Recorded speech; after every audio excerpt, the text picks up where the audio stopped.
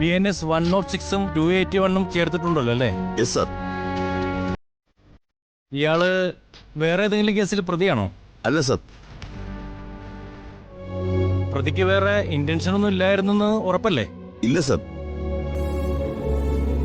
ശരി, കസ്റ്റഡി ആവശ്യമുണ്ടോ? No sir. വക്കീലില്ലേ? Sir,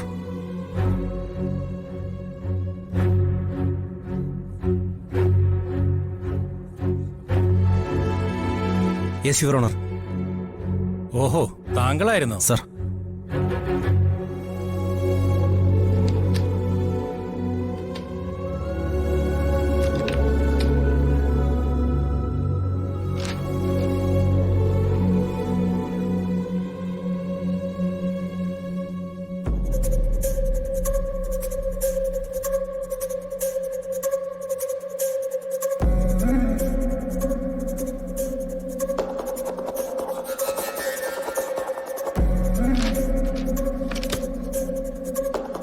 bail granted. Thank you sir. മറ്റെന്തെങ്കിലും? No sir. Thank you sir. Okay, ശരി.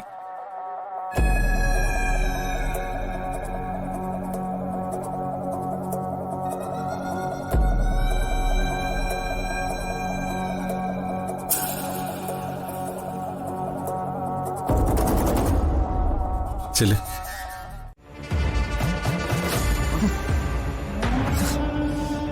ഇതൊക്കെ നോക്കണ്ടേ തമ്പാനെ? എന്താ നോക്കിയതാണോ? പക്ഷെ അവന്മാര് നമ്മുടെ വണ്ടിയുടെ ടയറ് പഞ്ചറാക്കി കളഞ്ഞു. അല്ലെങ്കിൽ പിടിച്ചാനെ. വെയിമ്പ് പറയല്ലേ തമ്പാനെ? അവനെ കളഞ്ഞിട്ട് എന്റെ മുമ്പ് ഒന്ന് നിൽക്കുന്നത് എന്ത് കാര്യത്തിലാടാ? പൊക്കോ, ഇപ്പൊ തന്നെ പൊക്കോ.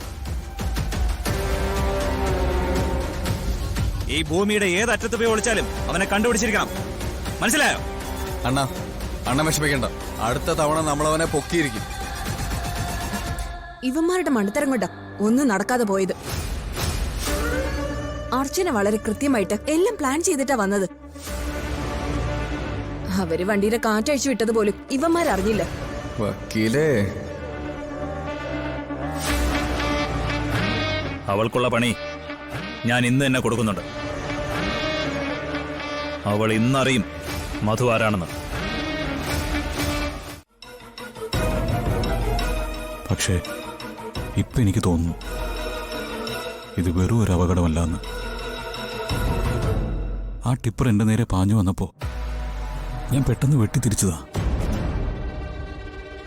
ആ സമയത്ത് ആ പെൺകുട്ടി റോഡിലേക്ക് ഇറങ്ങി വന്നത്. എന്റെ കഷ്ടകാലം അല്ലാതെ എന്ത് പറയാൻ. അതിന് അനുപേട്ടൻ ആരെങ്കിലും ശത്രുക്കളുണ്ടോ? എനിക്കൊന്നും അറിയില്ല. ഞാൻ ഇതുവരെ ആരോടും മോശമായിട്ട് പെരുമാറിയിട്ടില്ല, വഴക്കുണ്ടാക്കിയിട്ടില്ല, ഒരു ദ്രോഹവും ചെയ്തിട്ടില്ല. പിന്നെ ആരാണ് എന്റെ ശത്രുവെന്ന് ഞാൻ എങ്ങനെ തിരിച്ചറിയും? ഓഫീസിൽ എന്തെങ്കിലും പ്രശ്നങ്ങളുണ്ടോ? ഞാൻ വന്നതിന് ശേഷം അങ്ങനെ എന്തെങ്കിലും ഉള്ളതായിട്ട് എനിക്ക് തോന്നിയിട്ടില്ല. അനുപേട്ടൻ എന്തെങ്കിലും തോന്നിയിട്ടുണ്ടോ? അങ്ങനെ നോക്കിയാൽ ഓഫീസിലുള്ള പ്രശ്നങ്ങളൊക്കെ നമുക്ക് പരിഹരിക്കാവുന്നതേ ഉള്ളൂ.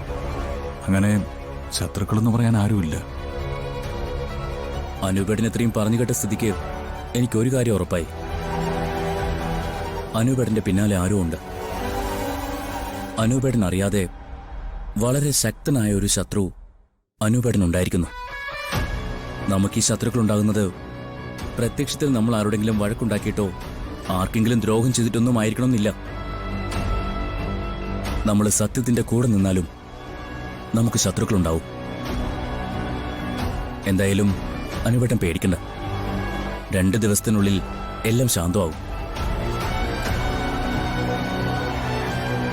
നമുക്കെന്തെങ്കിലും കഴിക്കണ്ടേ? എനിക്ക് നല്ല വിശപ്പുണ്ട്. അതൊന്ന് കുളിക്കണം. അതിനൊക്കെയുള്ള എല്ലാ സൗകര്യങ്ങളും ഇവിടെയുണ്ട്. അനുപേട്ടൻ വാ.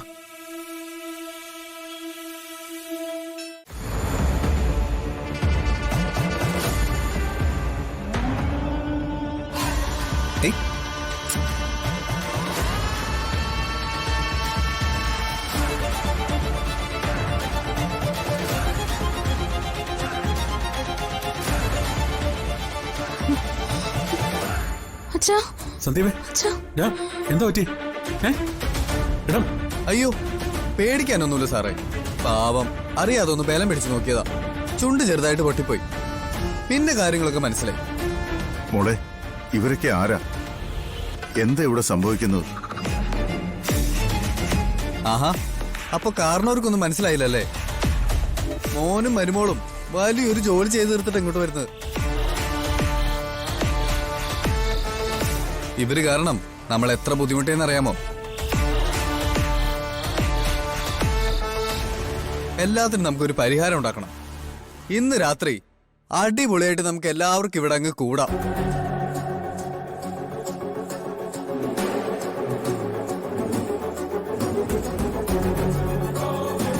ഇവരിങ്ങോട്ട് വന്ന് കയറിയതല്ലേ ഉള്ളൂ. നമുക്ക് കാര്യങ്ങളെല്ലാം സമാധാനമായിട്ട് ചോദിക്കാം. ഡാ, ആ ചായ സാറിന് കൊടുത്തേ. എനിക്ക് ചായ വേണ്ട. ഹാ, അങ്ങനെ പറയല്ലേ സാറേ. അവൻ വളരെ കഷ്ടപ്പെട്ട് കൊണ്ടുവന്നല്ലേ. എന്നാ ഒരു കാര്യം ചെയ്യ്, സാറിനും മേഡത്തിനും ചായ കൊടുക്കും. യാത്ര ചെയ്ത് ക്ഷീണിച്ചു വന്നല്ലേ. ദേ, വീടിനകത്ത് കയറി മര്യാദ വീട് കാണിക്കരുത്. എല്ലാവരും ഇപ്പൊ തന്നെ ഇവിടെ നിന്ന് ഇറങ്ങി പൊയ്ക്കോണം. നിങ്ങളുടെ ഗുണ്ടാ വിളയാട്ടമൊന്നും ഈ വീടിനകത്ത് നടക്കില്ല. മര്യാദയ്ക്ക് എല്ലാരും ഇറങ്ങി പോകാനാ പറഞ്ഞത്.